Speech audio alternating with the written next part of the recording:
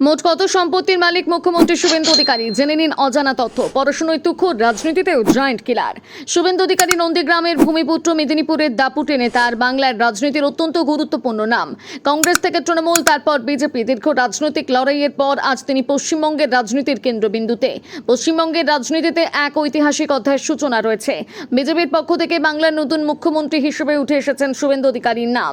আর তারপর থেকেই গোটা রাজ্য জুড়ে শুরু হয়েছে জোর রাজনৈতিক আলোচনা। কে এই শুভেন্দু অধিকারী, কিভাবে তার রাজনৈতিক উত্থান, আর কত সম্পত্তির মালিক বাংলার বিজেপির প্রথম মুখ্যমন্ত্রী, চলুন জেনে নেওয়া যাক। পূর্ব মেদিনীপুরের রাজনৈতিক পরিবারের জন্ম নেওয়া এই নেতা দীর্ঘদিন ধরে রাজ্যের রাজনীতির অন্যতম গুরুত্বপূর্ণ মুখ হিসেবে উঠে এসেছেন।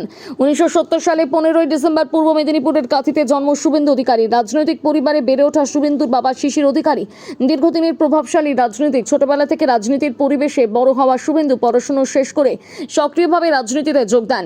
তিনি রবীন্দ্র ভারতী বিশ্ববিদ্যালয় থেকে স্নাতকোত্তর ডিগ্রি অর্জন করেন। রাজনৈতিক জীবন শুরু কংগ্রেসের হাত ধরে, পরে তৃণমূল কংগ্রেসে যোগ দিয়ে দ্রুত হয়ে ওঠেন মমতা বন্দ্যোপাধ্যায়ের অন্যতম বিশ্বস্ত সৈনিক।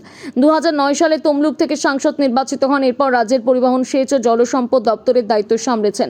তবে 2020 সালে তৃণমূলের সঙ্গে সম্পর্কের অবনতি হলে নাটকীয়ভাবে বিজেপিতে যোগ দেন শুভেন্দু। এরপর শুরু হয় তার রাজনৈতিক জীবনের সবচেয়ে বড় অধ্যায়।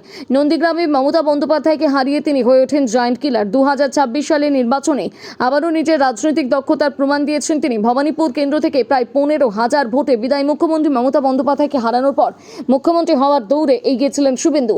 এবারে সেই নামে শিলমোহর দিয়েছে স্বরাষ্ট্রমন্ত্রী অমিত শাহ। আর সেই সাফল্যের পুরস্কার হিসেবে বিজেপির প্রথম বাংলার মুখ্যমন্ত্রী হওয়ার পথে শুভেন্দু অধিকারী। এবারে আসা যাক তার সম্পত্তির প্রসঙ্গে। মনোনয়নপত্রে শুভেন্দুর দেওয়া হলফনামা অনুযায়ী তার হাতে নগদ রয়েছে 12,000 টাকা। বর্তমানে তার অস্থাবর সম্পত্তির পরিমাণ 24,57,600 টাকা। স্থাবর সম্পত্তি 61,30,000 টাকা।